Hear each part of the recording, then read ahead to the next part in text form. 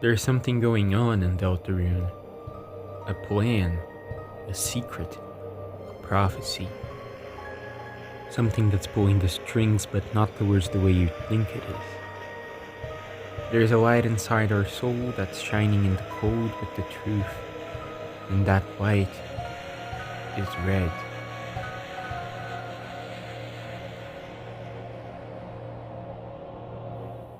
But to understand what this bright red means, we must talk about Ralsei. Originally, this video started out as a Ralsei analysis theory. Who he is, his motivation, and his character growth. But the more I started to think, the more I started to question. See, for most people in the fandom, it seems as though Ralsei is done. Most theories around him faded away after the release of Chapter 4. He knows the whole prophecy. He was left alone with the burden of knowledge, of knowing what will happen in the end, whatever incredibly sad or horrible event that may be, slowly realizing that whatever happens, no matter if you're kind and friendly or if you just fight and scare everyone around you, it wouldn't change. That's why he's been acting strange since the beginning, right? It seems like everyone is just already satisfied with where Ralsei's character is going in this narrative. But what does acting strange even mean? Well, right at the beginning of Chapter 1, he shows meta-knowledge about game mechanics, using terms that Chris, a normal human lightener, shouldn't know about. His name, Ralsei, is an anagram of Azriel, Chris's brother who is currently in college, possibly in another city, and most certainly not hiding in the school closet for whatever reason. He also looks suspiciously like a dreamer, with goat-like features. Even Noelle and Susie mention this resemblance at certain points in the game. Ralsei constantly has private conversations with Chris, talking about subjects that we, the player, are never told about. He always directs us, the soul, to think and visualize somewhere else where we couldn't hear whatever they're discussing. And finally, Ralsei, a supposed Darkner, can somehow move between dark worlds, assumedly without being on Chris's pocket. And despite Darkners turning into stone when they aren't in their home dark world, a world they don't belong, Ralsei has somehow never turned to stone. What does it all mean? These questions have answers, right? But it seems like most people aren't trying to look for them. But what even is he? Ralsei explains to us that everything we see in dark worlds is some kind of illusion. When things get darker than dark, when photon readings are negative, reality itself becomes blurry. Inanimate objects might seemingly start to talk, move, feel. Although according to Ralsei himself, these things aren't real. Ralsei is a darkner, an object that exists in the light world, that doesn't have feelings, emotions, but he still feels. He doesn't understand why it shouldn't be happening according to him. So how is this happening? Simple. He's not a Darkner. Well, no, he is, but he's not just a Darkner. One of the most popular theories out there claims that Ralsei is Chris's monster headman. Being the only human in hometown, Chris felt out of place. Adopted by a family of goat monsters, they felt like they didn't belong. They even seemed to have some sort of negative feelings towards monsters, related to this or not, immediately closing a book upon seeing it talks about humans. So Chris wore a headband, a red headband with horns, similar to the horns of Torio, Asgore, and Azriel. This made them feel better, but they don't use it anymore. Torio mentions that it seemingly disappeared. Well, that's it, right? Ralsei talks about how Darkness's purpose is to assist Lightners, and that's exactly what he did. But this doesn't answer how he can move between light worlds even though he isn't seen in any of Chris's items, and how he never turns to stone. And that's where that red light starts to shine. In Undertale, we are presented with two types of souls: a monster soul and the human soul. Monsters in Undertale are made out of magic, which is a physical substance. It's the same substance that allows them to use their magical powers, like Torio and Asgore's fire magic, Undyne's spear summoning, and Bone Brothers' bones, I think? Well, anyways, monsters also have much stronger physical bodies because of that. When killed, a monster turns to dust, not even leaving their souls behind in most cases. This is because monster souls are weak, at least when compared to a human's one. Human souls, in contrast, are made out of a substance, but also a sentiment. The substance can appear out of thin air if the sentiment is strong enough. The will to continue, to not give up, a power so strong it alters reality and time, something often associated with the color red. Human souls, our soul, is filled with determination. And I believe determination is the answer to Deltarune. Determination is Deltarune. Okay, I'm vague posting for oil farming sakes. How does Ralsei fit into this? Ralsei being a Darkner just isn't enough of an answer for me. That's when an idea came to me. What if Ralsei had a soul? What if Darkners can have souls after all? But that seems too far-fetched. Unless Spamton was a spam email. He never seemed to succeed, as Leitners always ignored him. But suddenly, he became a big shot. He left his Addison friends behind and started to talk to a mysterious person on the phone day and night. And since then, he became successful. He befriended Tenna, getting his time on the spotlight and the screens. He got a room in Queen's mansion, and everything was going well for him. But one day, a day where he was going to sign a deal with Tenna, the person on the phone said something that made him pale. He fled from the room and left Tenna behind. Spamton's sales started to fall. He lost all of his friends.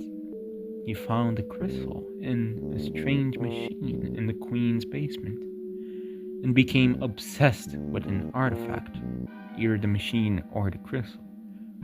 Now keep this crystal in mind for later, okay? Spamton became worse than he's ever been. One day, an Addison came to visit him, but he was nowhere to be seen, and the phone was left hanging off the handle. When the Addison put the phone next to their ear, all they heard was garbage noise. Spamton started to live in a garbage can in an alleyway in the Cyber City. And then, we know what happens next. But why does any of this matter? See, Spamton convinces us to put him inside an empty disk and into the machine in the Queen's basement. This gives him a new body and form, Spamton Neo, which he thinks will make him not a puppet anymore, a real boy, according to him, but instead what he gets is strings. It's still dark, so dark, but then he attacks us. But what he wants isn't revenge or anything, no, he attacks us for our soul.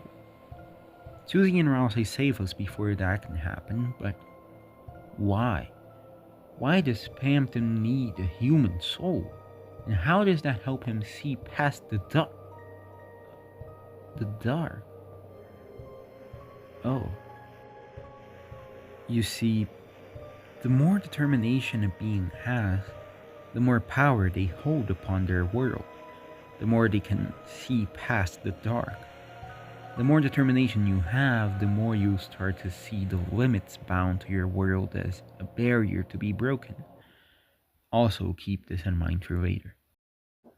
In Undertale, for the monsters, determination would mean literally breaking the barrier and exiting the underground, seeing the light of the sun. But what does it mean for Spamton? A human soul would mean determination, any determination at all, and thus it would mean to see past the dark, to ascend the barrier of his world, to exist, to become a real boy, to come to the light world. Now, I know, this has big implications already, and I was skeptical at first, but what sold me into this idea is that we literally see it. We see it happen in front of our eyes, and we are the ones to do it. This is a video game character inside a video game, being controlled by a lightner inside a dark world, inside the house of a lightner, inside a light world, inside a video game, controlled by a human being. Now, what happens when you give it a human soul? It exited the bounds of its world. Now, this is crazy, right? Giving determination to something that's neither human nor monster? Please, we have never seen anything like that happen ever. Just like, not a chance at all. So just throw this entire theory in the trash. It's over.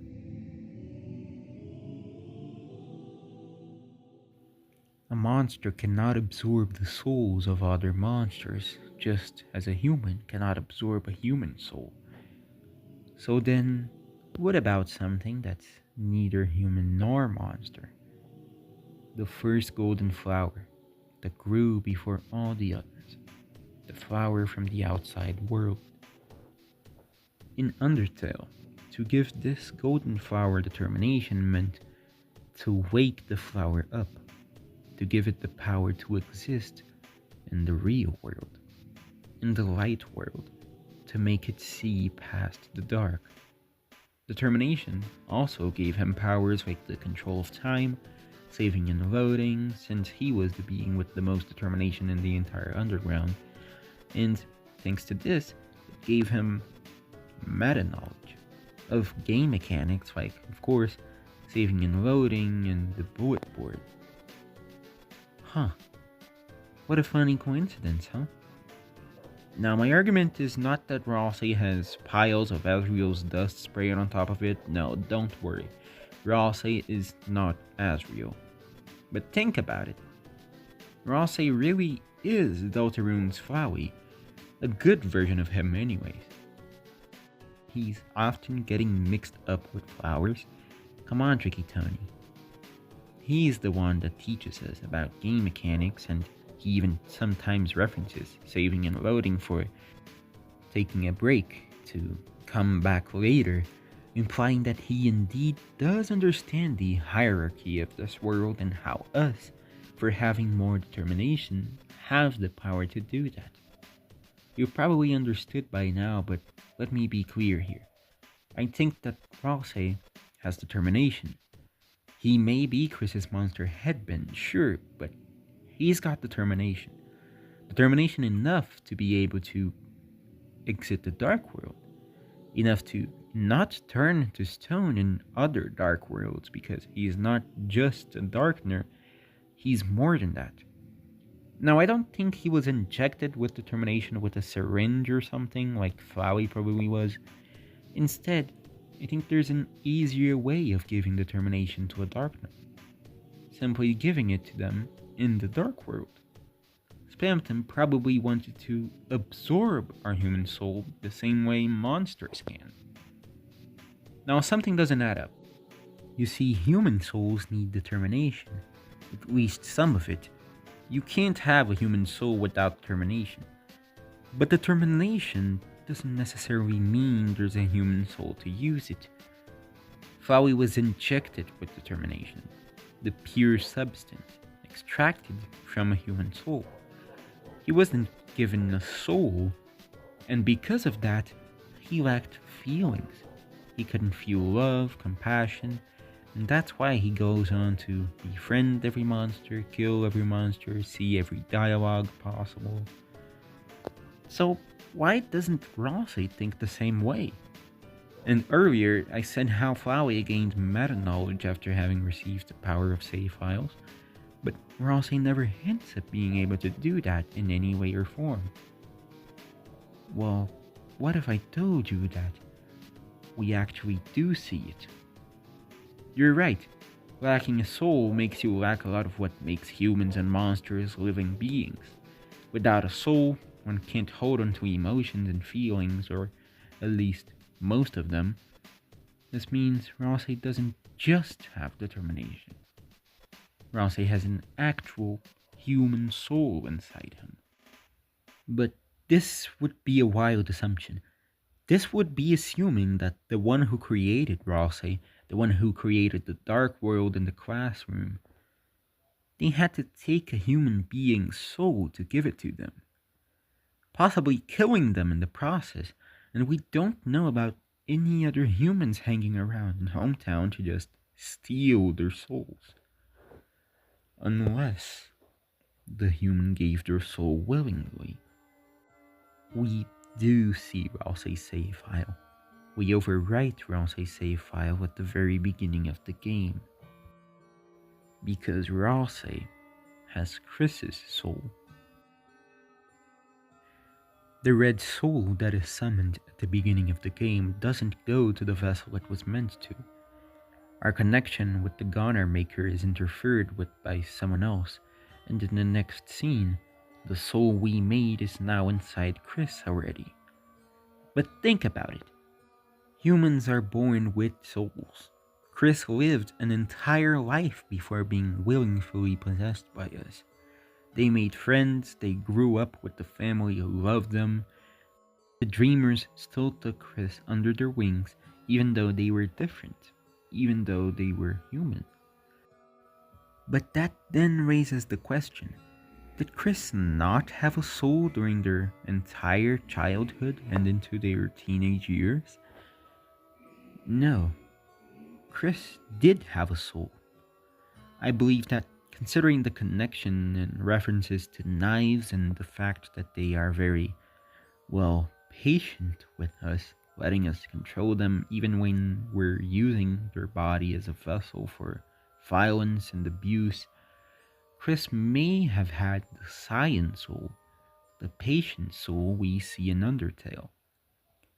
Not necessarily the same soul, but the same kind of soul, you know what I mean. In the latest Chapter 5 trailer, we even see them fighting a mysterious, censored or maybe invisible opponent alone, and its attack is exactly that of the Saiyan soul during the Omega Flowey boss fight. The knives.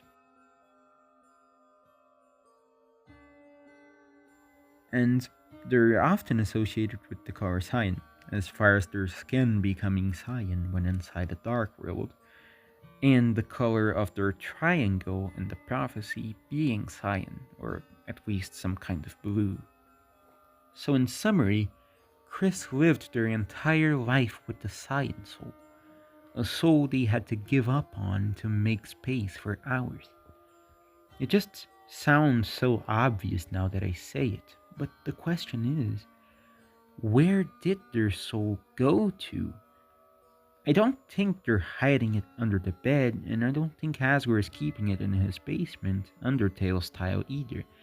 He's already keeping the 7 human soul-colored flowers or something. Well, wouldn't you look at that? There is somewhere else they could have stored it in. Inside someone else. Chris's soul is kept inside Rossi. When you make a save file, the name in it isn't the name of the person creating it, but the soul inside them. This is why when we create a save file, the name that registers isn't Chris, but whichever name we chose when creating our goner. And this is why when Rossi created his save file, the name that registered wasn't Rossi, but Chris. This just makes so much sense. How can Rossi move between dark worlds? Simple. He was given a soul. His strings held him to the dark world were cut, letting him roam in the light world, at least to some capability. How does he have meta knowledge about saving, loading, and the soul? Simple, of course he'd know, he has one himself. And being the only creature with determination in the dark world when Chris isn't around, of course he'd be able to create a save file inside it. And while we can't know exactly what Rossi and Chris talk about during those scenes, this does explain how he knows to direct the soul somewhere else whenever they need to discuss whatever that may be. And finally, why does Rossi have this strange, eerie similarity to the Dreamers? Thematically, it just makes sense. Chris's headband as a Darkner would, of course, be exactly what they treated it as in the light world. A way to fit in, a way to be more like their brother. Rossi isn't just a monster headband, it's what Chris always wanted to be. Like them, like their family, like their brother. When Susie points out how Azrael and Rossi are similar, Chris quickly tries to point out the differences between them, trying to make it look like the two are not similar, that they are different, but you can't. Rossi is so similar to Azrael that their names are just anagrams of each other. And doesn't it just make sense that the Darkner Chris decides to give their own soul to, or has to give their own soul to, is exactly the one they always wanted to be? In a way, Rossi is Chris.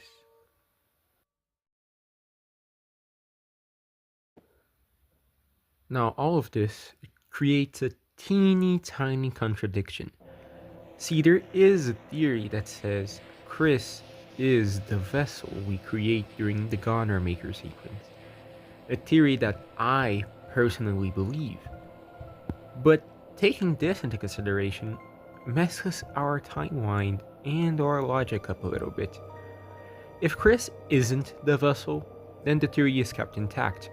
But in case Chris is the vessel, there is a very good theory video that goes way more in depth than I could in this one, made by Spooky Dude. It's the video that fully sold me into this theory anyway, so check that out. But just so we're on the same page, the cage with human soul and parts, one of the most cryptic panels of the prophecy, implies that the sword-wielding hero is not a human, but has parts supposed to represent one, just like the vessel. It would make sense from a thematic standpoint for Chris, a failed creation who was predetermined to store our soul, for whatever reason that may be, to break the strings of destiny and write their own story.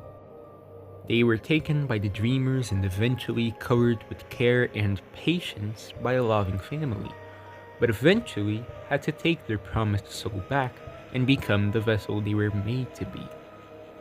Characters point out how Chris is usually much more tired than they've been recently, which would contribute to the fact that maybe, before us, Chris really did live without a soul for years. This is barely scratching the surface of this theory, so again, go watch Spooky Dude's video for the full explanation. The problem with that is, assuming that Chris was thrown into the Goner's trash can without their soul, then that would mean that Chris, in fact, doesn't have the Saiyan soul that they should have given to Rossi, basically debunking my entire theory up until now. So we'll have to enter the realm of speculation just for a little bit, but hear me out. There's a hidden property of determination that most people have overlooked over the years. Remember how, at the beginning of the theory, I talked about how, in certain cases, determination can be created out of thin air? In Undertale, during the genocide route, Undyne takes a fatal hit to save Monster Kid from us. Just as she begins to turn to dust, though, she refuses. She refuses to fall without a fight. She describes it as a feeling, like a burning feeling that won't let her die. We already know that monsters are made out of magic and human souls are made of determination, but it is never explicitly stated that humans can't have magic and monsters can't have determination. While humans can't absorb a monster's soul, it is said that the barrier created to keep the monsters underground was created by human magicians, confirming that humans indeed can or could use magic at some point in time. The feeling Undyne felt wasn't any kind of magic, it was determination, the will to live.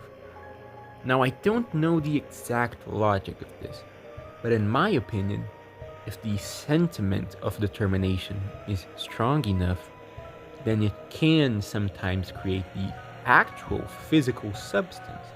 And that's how Undyne somehow refuses to die, just like we do in the battle against Asriel.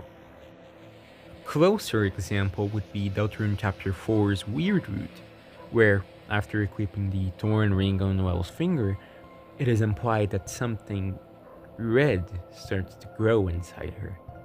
And considering the entire Noelle was the girl from the prophecy theory, and love finding its way to the girl, I don't think it's hard to assume that red pixel inside her is determination. My point is, determination can be created. Chris is seen being able to survive without a soul for prolonged periods of time.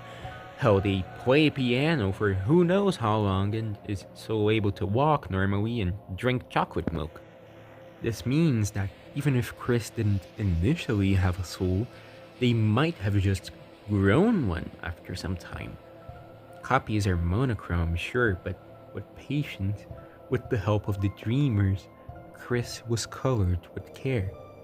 The will to live is enough to create determination and, well, let a being live. Maybe it's enough to give a soulless being a whole soul. Considering how they would be made specifically to store a soul inside them, I wouldn't be surprised if the soul-shaped space inside their chest would make it easier for enough determination to form a soul and not melt the user like what happened to the amalgamates in Undertale. But again, this is pure speculation of my part. Alternatively, a way simpler answer would be that after having the red soul stolen by whoever cut our connection to the Gunner Maker, the vessel wasn't just left without a soul. The person who connected us to the Gunner Maker is capable of summoning us out of thin air, a soul with an already established owner to control the vessel. It might be a stretch, but it isn't impossible that maybe, as the red soul disappeared, maybe they were given a Saiyan soul, a soul they just had lying around somewhere in the Gunner household. Or not, I guess. Just things get a bit messy when you try to connect my theory to Creso theory. So if you have any ideas, then please share them in the comments below. And if you're liking this so far, consider giving this video a like and maybe sharing it with friends. Well, now back to our main theory of the video. Now this is all nice and all, but why? Why would Chris need to give up their soul to make space for ours? Why are we even important in this story? Couldn't Chris just have used their own Saiyan soul to seal the Dark Fountains? And how is this little red substance secretly pulling all of the strings of fate in this world? Well, it's finally time. It's time for him. I've been researching humans to see if I can find any info about their souls. I ended up snooping around the castle and found these weird tapes. I don't feel like Asgore's watched them. I don't think he should. I've done it! Using the blueprints, I've extracted it from the human souls. I believe this is what gives their soul the strength to persist after death. The will to keep living, the resolve to change fate. Let's call this power determination. It is heavily implied these entries in the True Lab were created by Alphys. She managed to extract determination from the human children's souls and revive monsters that were fallen down. This turned into the amalgamate experiment we all know. But looking at this dialogue, there is something that bothers me. Alfie says she's snooping around the castle for info on determination, implying that what she has is close to none, or not enough to actually start any experiments yet. But all she finds is the tapes recorded by the dreamers from long ago. Nothing useful for her. But then, right in the next entry, she's already done it. She's extracted determination. But how?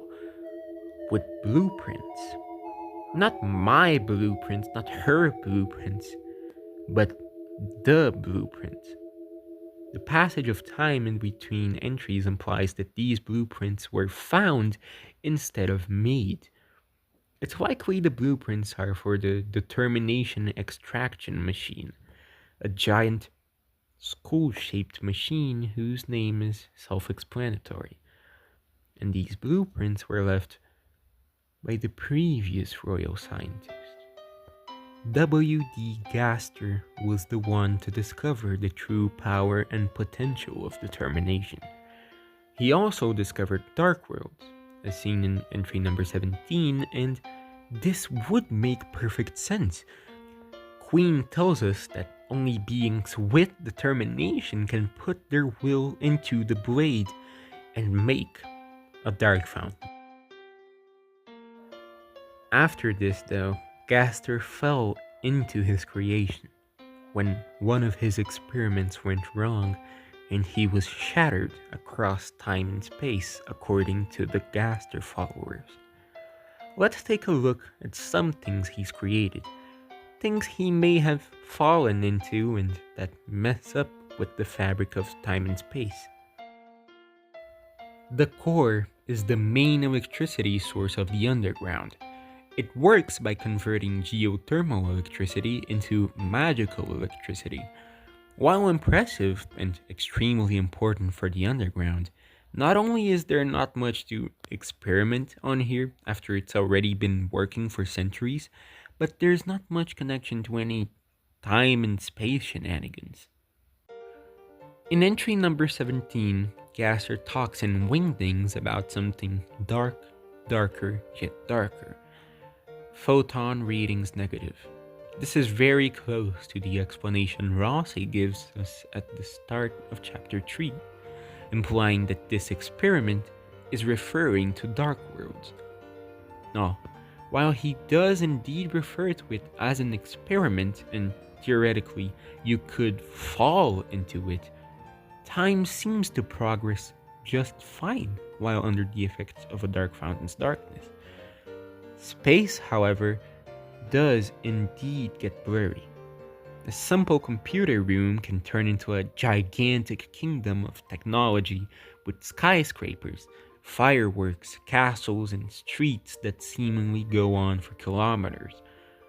Interesting.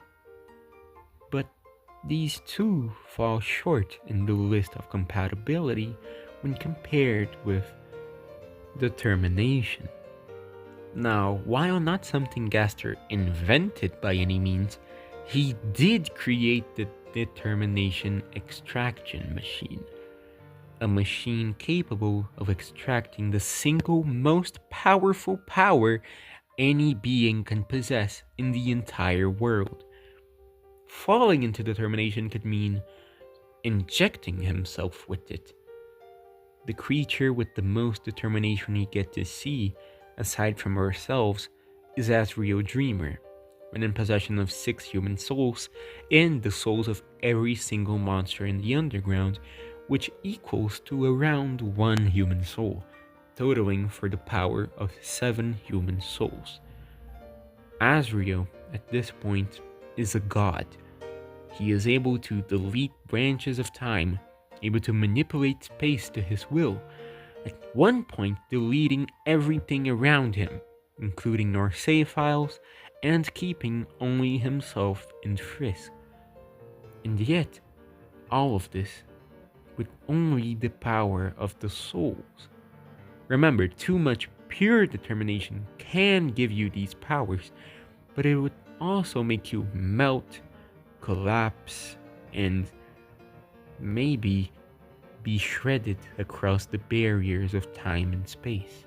The power Gaster may have can far exceed those of Azrael's, depending on what falling into determination means. That's why I believe that the one we talk with during the Goner Maker sequence, Gaster, is not just Deltarune Gaster, but Undertale Gaster too. One who injected himself with so much determination that he's able to move between not only timelines based on simple save points made by humans like Frisk, but able to traverse wildly different branches of time. Like one where, for example, monsters weren't sealed underground. One where humans and monsters lived together in the same surface. Now this is just a message from when I'm editing, but I forgot to mention that Deltarune Gaster can also just still exist with Undertale Gaster. I don't think there's a thing where like, oh no, 2 Gasters can't exist at the same time.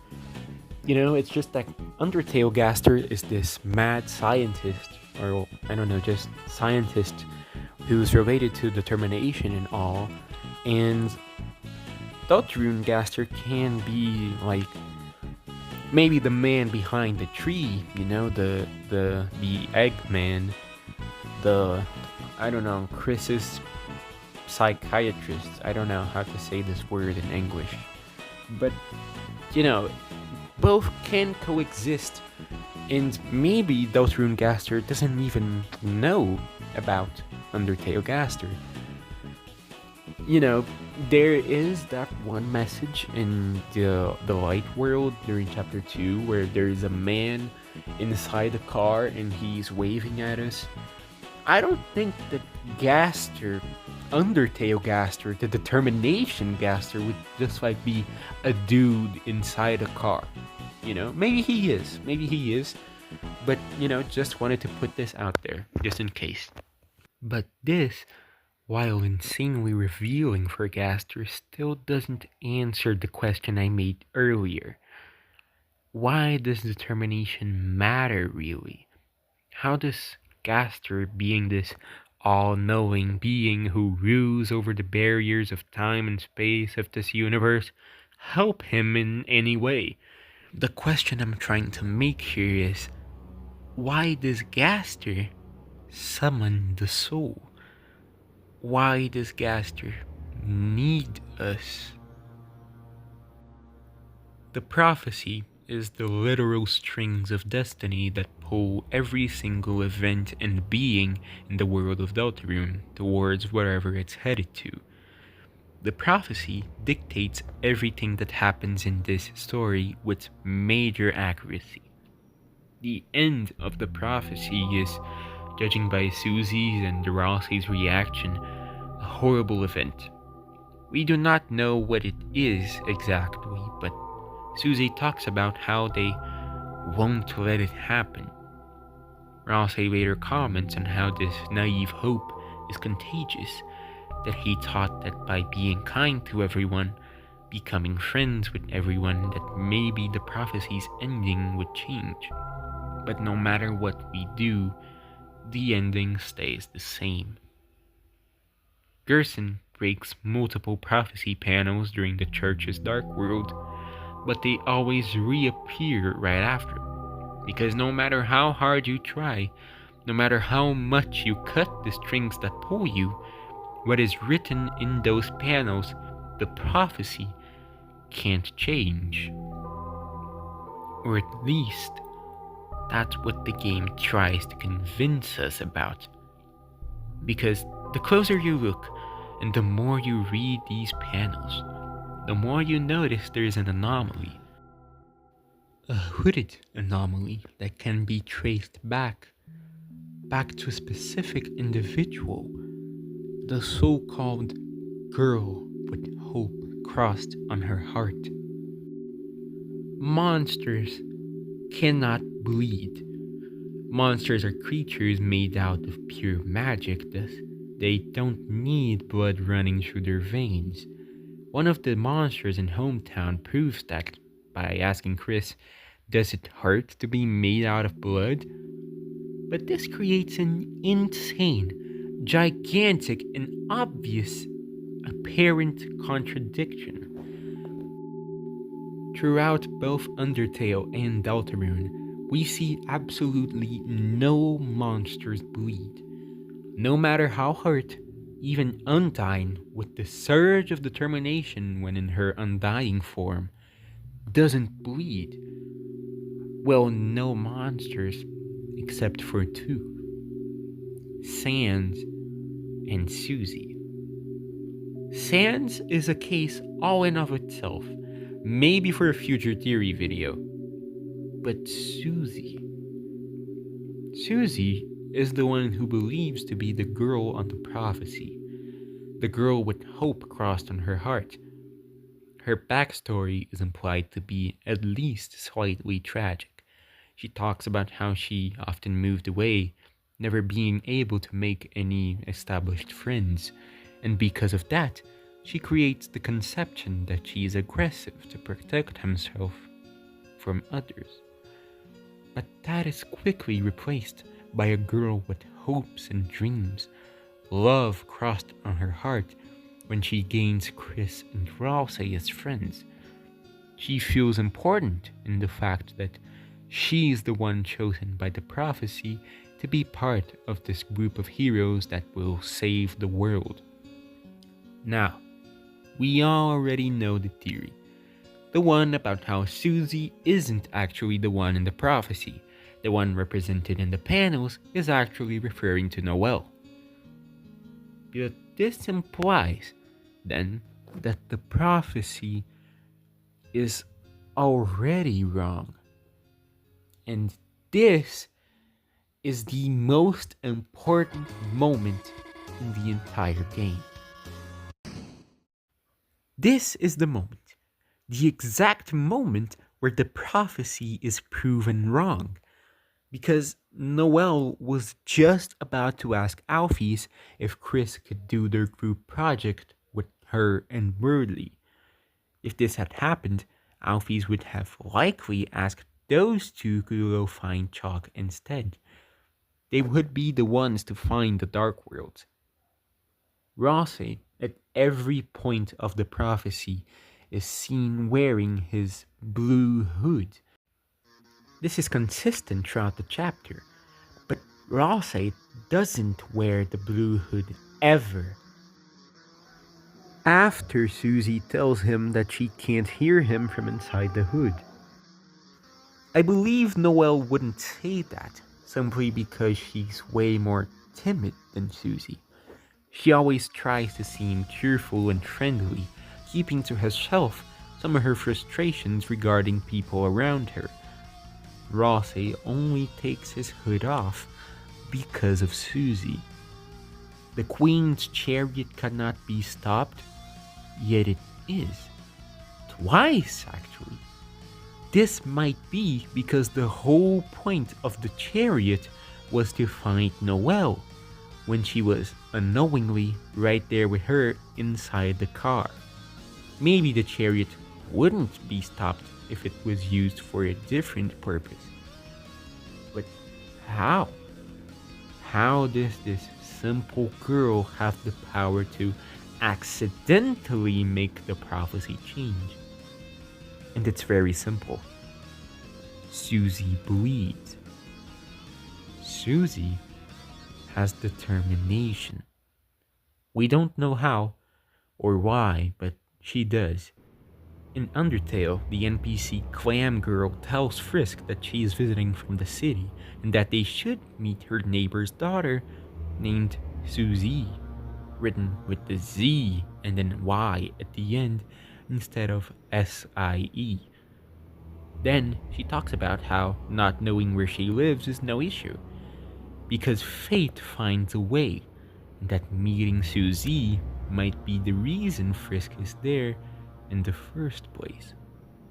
In the Nintendo Switch port of Undertale, released under 2 months before Deltarune Chapter 1 release, when talking to her during the epilogue, she says that we never did get to meet Suzie, but to not despair, because the time we meet her is fast approaching.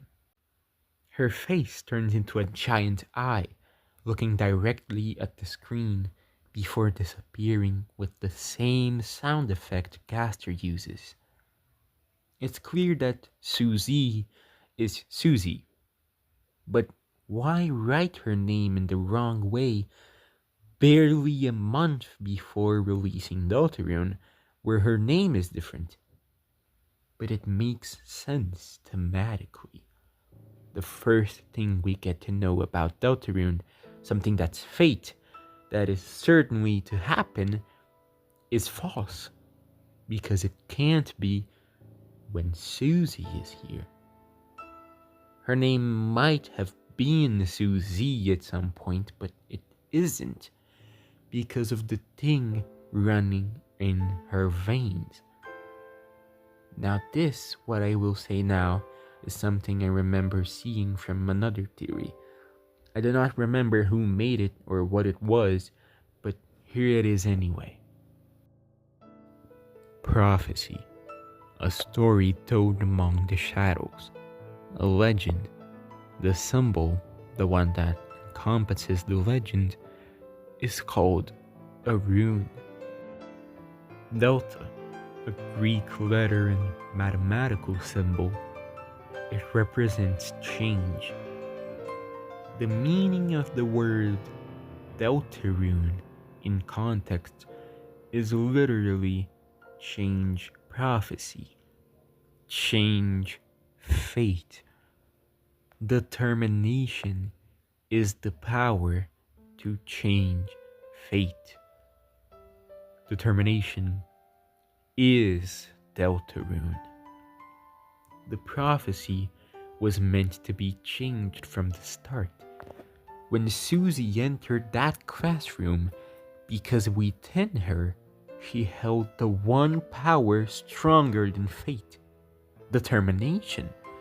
And when she breaks the final prophecy panel, the one that shows the tragedy that will unveil, her hand starts to bleed and the panel doesn't come back. Broken panels should repeat themselves because the prophecy cannot be broken. Yet here it is, broken by the hands of the only power capable of changing fate, leaving only a blank page to be written on. And the only other thing after it is a message that whatever happens, both worlds will be saved.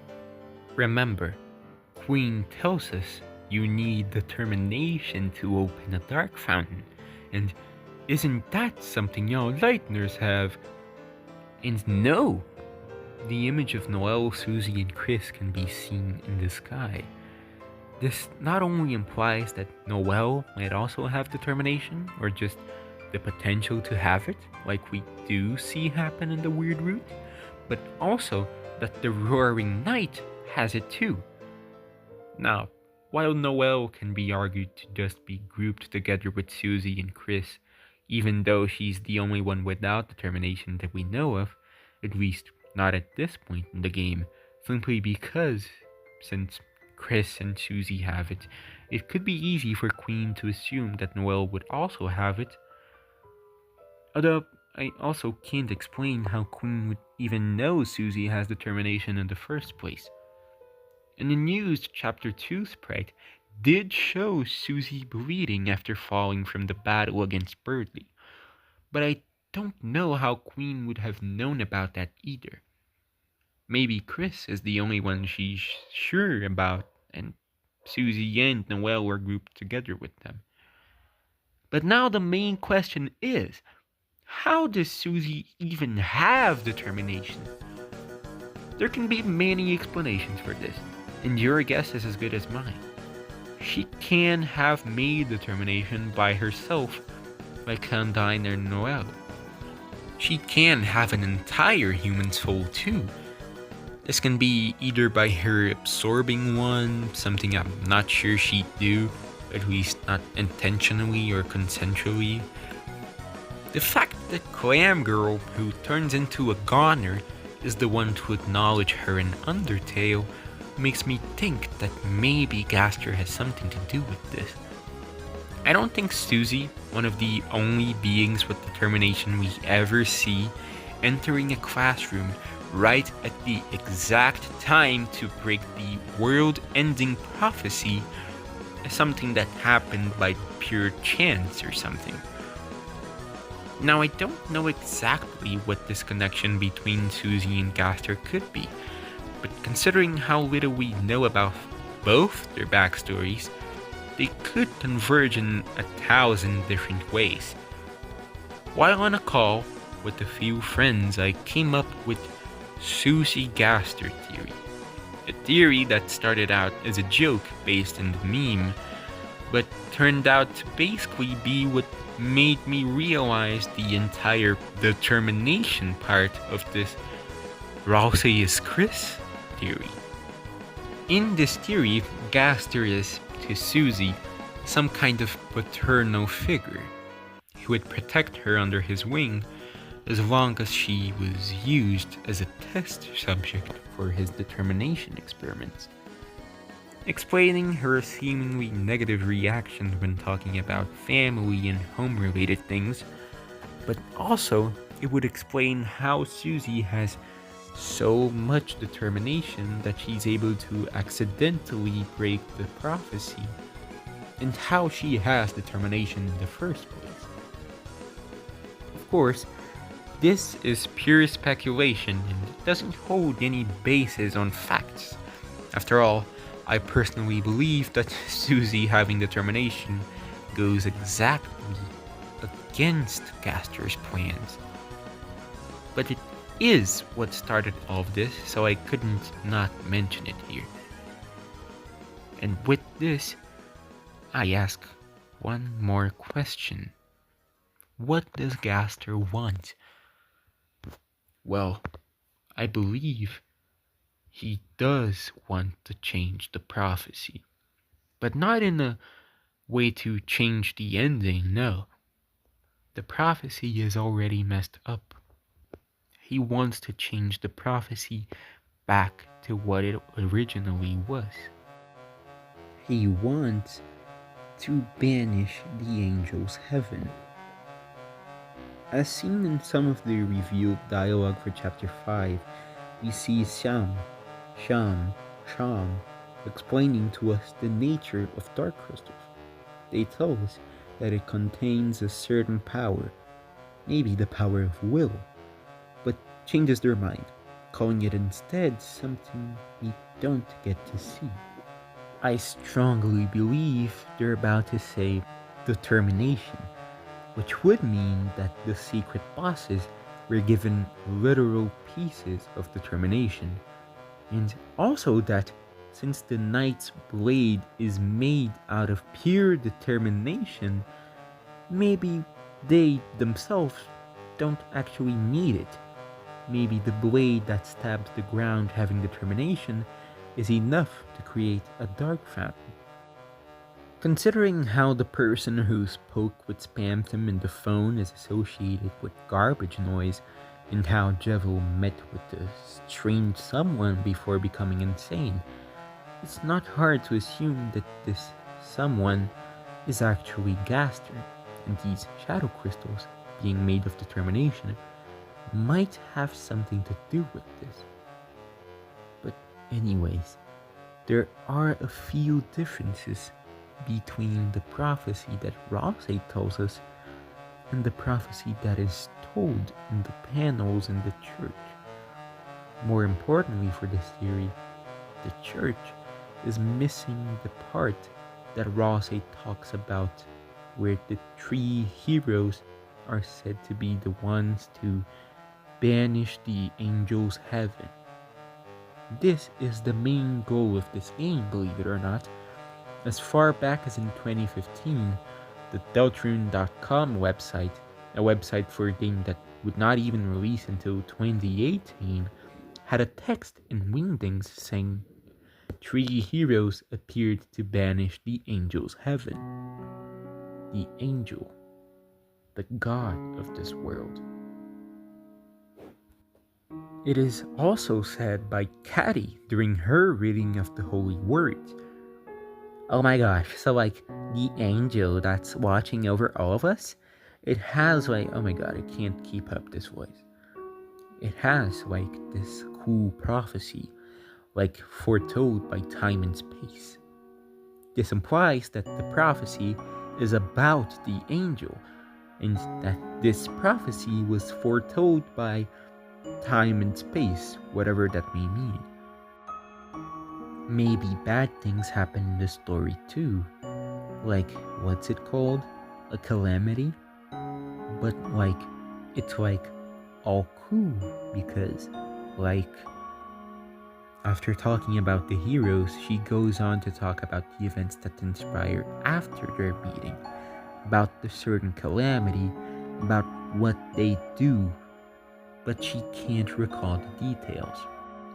This is the exact same part of the prophecy that we cannot see because it's broken by Susie. And I believe I know what it is. It is related to banishing the angels' heaven. Now in this part of the theory, I just straight up went to talking about how we, the soul, are the angel. But I understand that that's not the main, at least it's not the only candidate of being the angel, according to the fan base. In my vision, there are 3 people that can be the angel. And that is us, the soul, inside Chris, Noelle Holiday, because of her frequent association with angel things, and Gaster. See, Gaster, in my opinion, cannot be the angel, and that's because of one panel in the prophecy that we cannot see. It's a panel that says, the angel banished will finally meet with its desire. And for a second that made sense for me, but the more I thought about it, the more it couldn't make sense.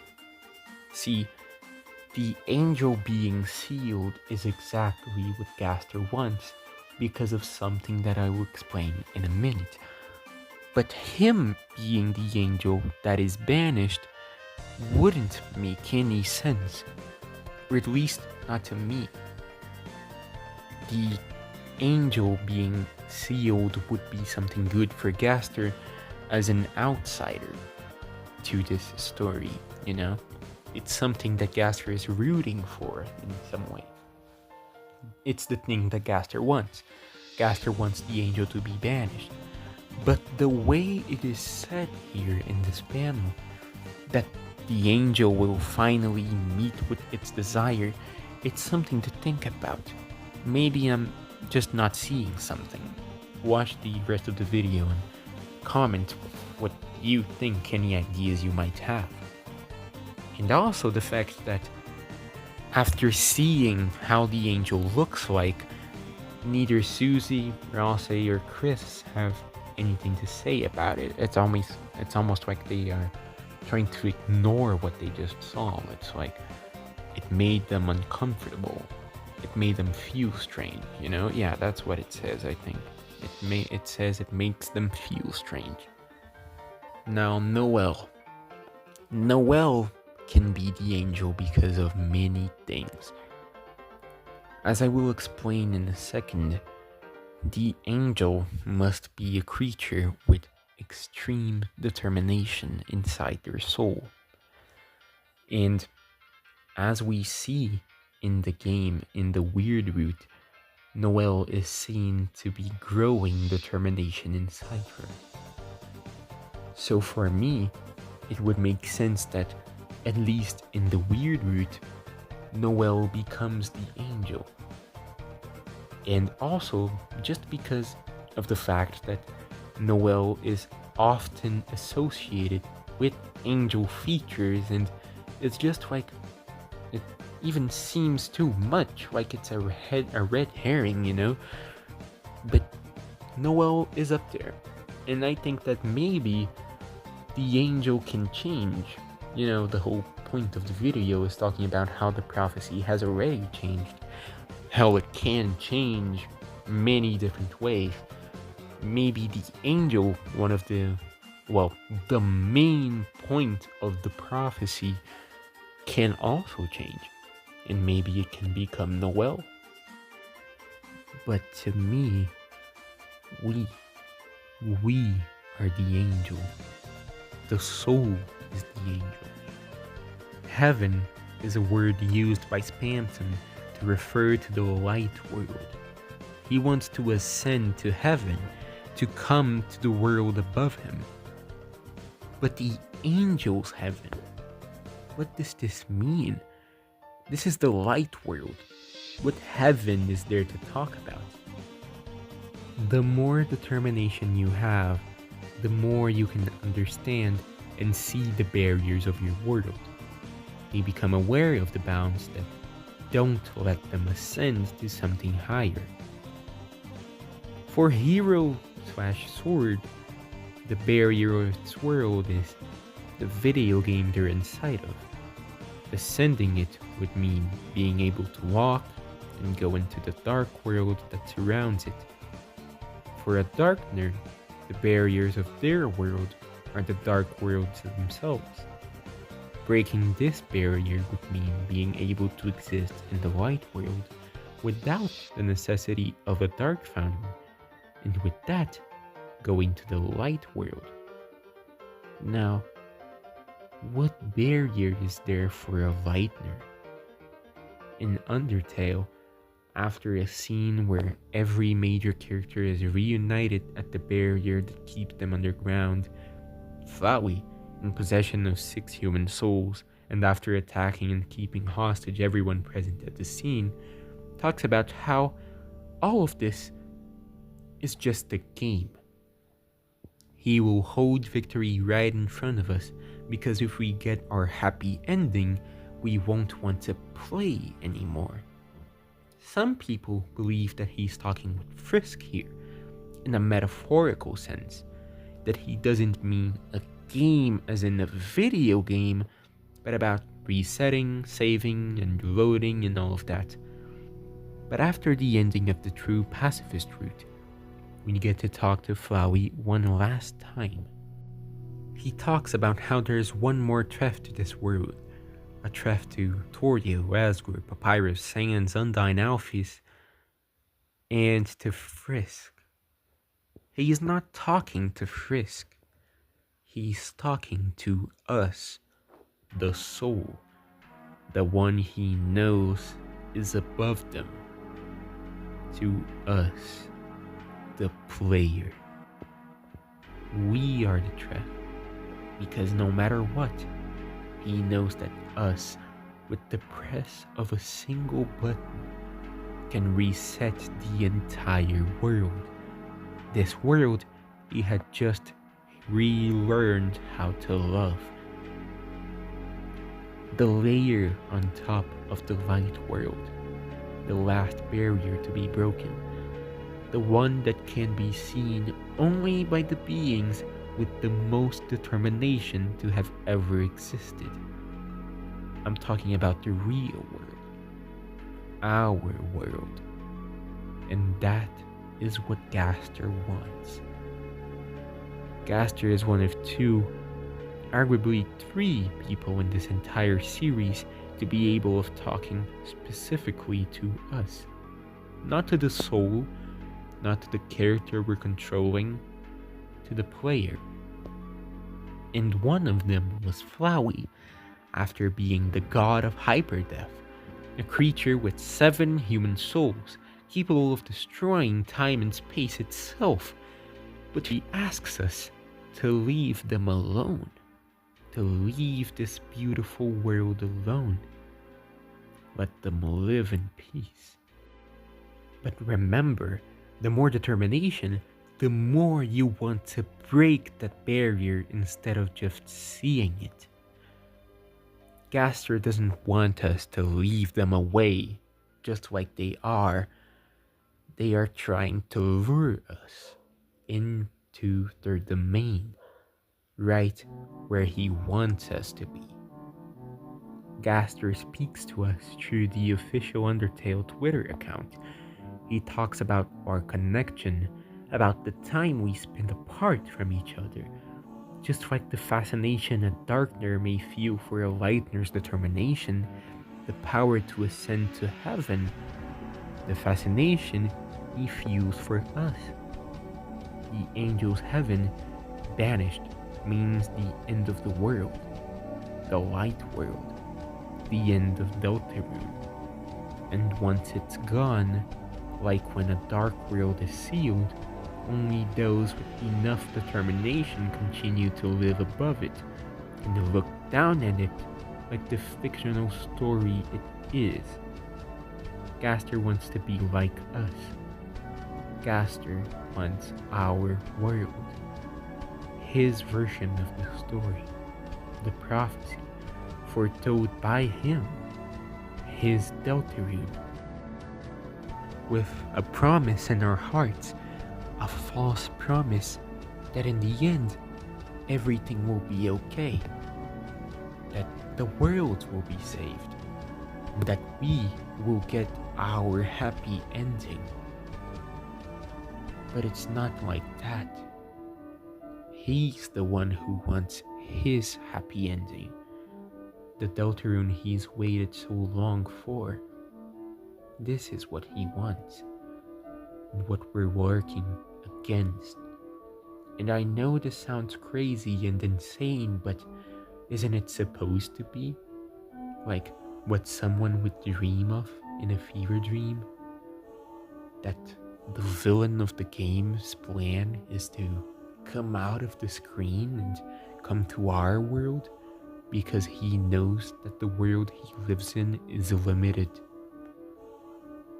Well, who knows? Who knows? What we do know is that whatever it is, and from whoever it's from, Deltarune is waiting. This video is already too long and I haven't talked about a lot of things I wanted to talk about. I wanted to talk about how Sans' determination fits into this, about Friend, and how it looks like an amalgamate in the night, two things related to large amounts of determination. But not only am I in a rush to write this because Chapter 5 releases in less than 10 days as of writing this, but I'm also out of ideas. If this ends up being right, then I'm glad I could put it out in time. And if I'm completely wrong, then I guess you can make fun of me in the comments in the future.